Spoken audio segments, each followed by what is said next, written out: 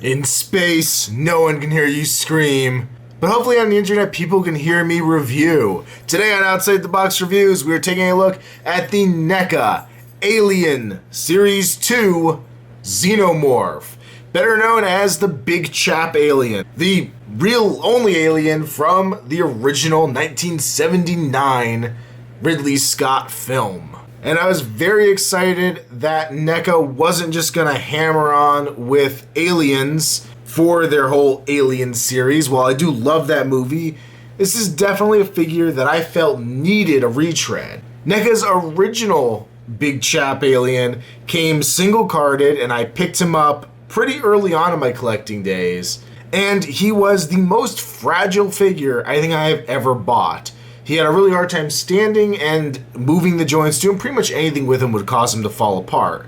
They re-released that figure with the Predator as one of their first Christmas 2-packs of the original Predator and the original Alien. And while it was the exact same sculpt, mine at least proved to be a lot more durable. But still, there were a lot of limitations between the articulation and all things like that. So it is great to see NECA bringing this one forward with their new alien bodies and really hitting hard with a cool alien design here. So let's take a closer look. So overall, this new Big Chap figure uses a lot of the same body mold as the new Xenomorph warrior from the Aliens line.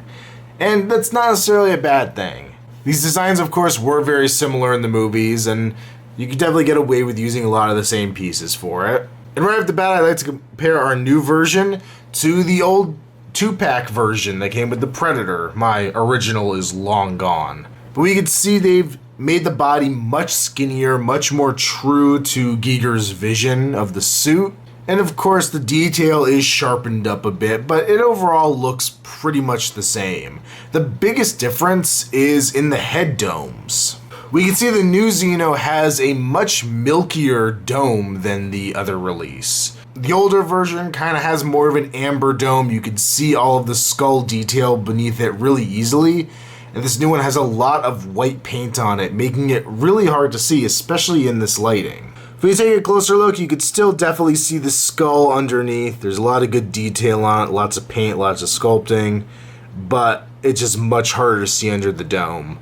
I don't know how I feel about this. In the movie, in some scenes, it was very easy to see through the dome. Other scenes, it was really hard. I think it had more to do with lighting than anything else, and this kind of just pulls off a different look for the alien. I don't love it, and I don't really hate it. Another big difference I see here is that the tendons here on the side of the mouth are just solid sculpted and painted. On the original release, they were actually a translucent plastic, and I really like that effect, and I'm kind of sad to see it go. We still do have all the great detail we've come to expect, the nice shiny silver teeth, the inner jaw in there. Of course, you can pull the inner jaw forward. It extends a good amount and looks pretty decent coming out. It's well painted, well sculpted as usual. So I do like that. It was very hard to get out initially, but it slides right back in there. It sits in pretty well. The mouth will open way too far. You'll see the kind of connective tendons will separate. So obviously that's a little too much, but close it up, you can get it to look more movie accurate. And it closes all the way very well, which I like, because some of these have had trouble closing all the way with the tongue in there. Got all the cabling, the little wires coming off the chin. Now you'll notice here my head is very loose on this one, which is a bit of a bummer. I'm not too big a fan of that. Coming around to the back, we have all the pipes back here. These are soft rubbery material, so they're not going to get in the way. And just like the other Xenomorph, this little piece up top unpegs so that the head could be brought much further back, which is a nice touch on this new wave. Really ups the articulation. Not something I really think of the Big Chap Alien doing, so I'm probably going to keep this in most of the time, because that alien wasn't really crawling around too much except for the air duct scenes. So maybe when we get some of the Nostromo crew, I'll do it, but I kind of dislike it with that in on this one. But very nice Giger-esque sculpting all the way through, the nice spine going down the middle. Up here on the front, we have all the ribs we've come to expect, the little pauldrons on the shoulders. It's nice detail on the arms. And NECA has redone these hands. They look a little different than the original release, and I like them. They look really good this time. Very cool sculpt on them. Coming down, we have the diaper, the rubbery lower torso section, the legs, the very weird looking feet down there. And of course the tail, same kind of tail we had on the Alien Xenomorph, little tiny spike at the end, very well detailed as well.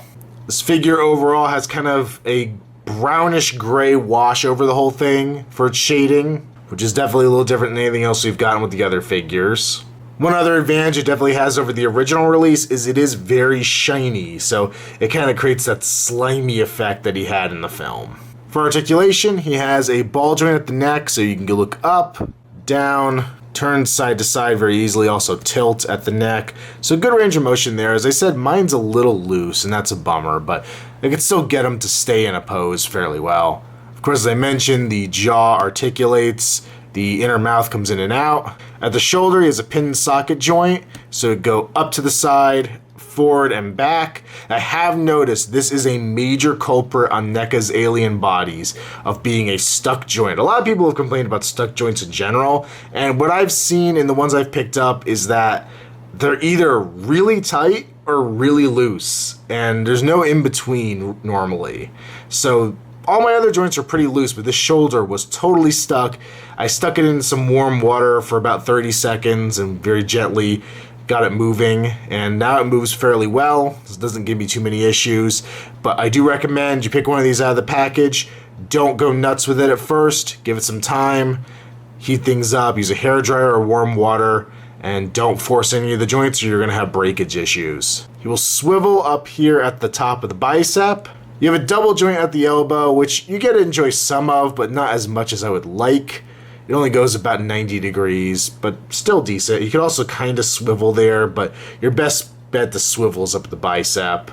The hand will rotate as well as bend in and out, which I really, really like. It's a great piece of articulation they've added with these figures now. He has a ball joint at the mid-torso, so you get a good range there. Pin and socket the legs, so they'll move with the diaper there. So you can go forward and back, out to the side very easily. You can also swivel up there. A nice double jointed knee. The foot is on a ball joint, so it can go forward and back as well as pivot.